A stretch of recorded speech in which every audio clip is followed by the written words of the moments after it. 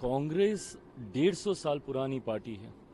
ये परंपराएं, सदन के सेट अनसेट सारे नियम जो परंपराओं के माध्यम से स्थापित किए गए हैं वो इसी पार्टी के द्वारा स्थापित किए गए हैं। ऐसे में इतिहास में कभी ऐसा नहीं हुआ कि राष्ट्रपति जी के अभिभाषण पर आए धन्यवाद प्रस्ताव से पहले कोई भी स्थगन प्रस्ताव आए या उससे पहले किसी भी और विषय पर चर्चा हो।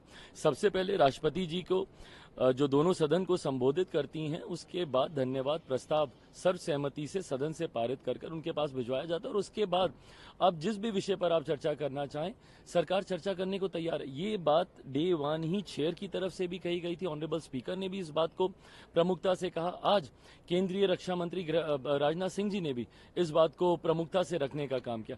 पर सिर्फ हंगामा करने के लिए आप हंगामा करेंगे, जबकि नीट का विषय विपक्ष भी जानता है। सरकार के पास इसमें छुपाने के लिए कुछ नहीं है, सरकार का क्या लेना देना। बट हाँ, जो जानकारी सरकार के पास आई है, सरकार का उत्तरदायित्व बनता है कि अपने हर स्टेक होल्डर से सरकार बात करे। इसमें कई बच्चे ऐसे हैं जो कि री एग्जामिनेशन के पक्ष में हैं, कई विपक्ष में हैं, कई नहीं चाहते कि री एग्जामिनेशन हो, और ये दोनों पक्ष न्यायालय गए।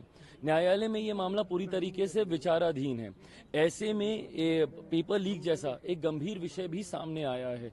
पेपर लीक को लेकर भी केंद्रीय जांच एजेंसियां अपनी इन्वेस्टिगेशंस इस पे कर रही हैं। तो जब तक ये सारी रिपोर्ट्स नहीं आ जाती, जांच एजेंसियों की रिपोर्ट नहीं आ जाती, जब तक न्यायालय की तरफ से कोई वर्डिक्ट नहीं आ जाता, जब तक सारे स्टेक होल्डर से गंभीरता से बात नहीं हो जाती, कोई मतलब नहीं है सरकार का इसके ऊपर कोई भी फैसला लेने का।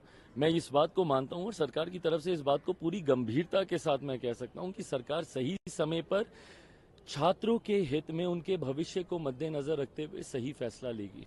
ये अंग्रेजों के जमाने का कानून इनको चलेगा, बट अपने देश में बने हुए कानून जो कि पूरी चर्चा के साथ बनाए गए हैं, सारे पक्षों के विचारों को सुनकर बनाए गए।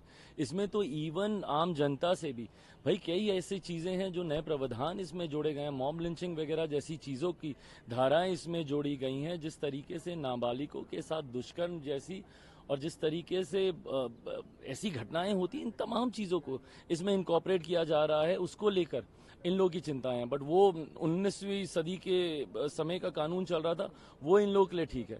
मेरी समझ के परे है कि भाई जस्ट बाय द वर्च्यू की सरकार ने कोई एक फैसला लिया है, आपको इसका विरोध करना है, ये सकारात्मक विपक्ष की भूमिका कतई नहीं हो सकती। लोकतंत्र में विपक्ष की भूमिका बहुत महत्वपूर्ण है, बट आपको अपनी भूमिका की गंभीरता को भी समझना होगा।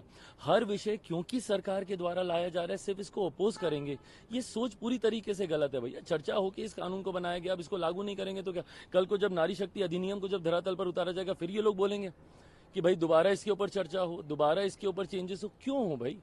जब एक बार जब तमाम चीजों की चर्चा होगी, अब जो उसको धरातल पर उतारने का समय, इंप्लीमेंटेशन का समय है, और अब तो क्या इंप्लीमेंट हो भी गया, उसके तहत पहली एफआईआर भी उस पर दर्ज हो गई।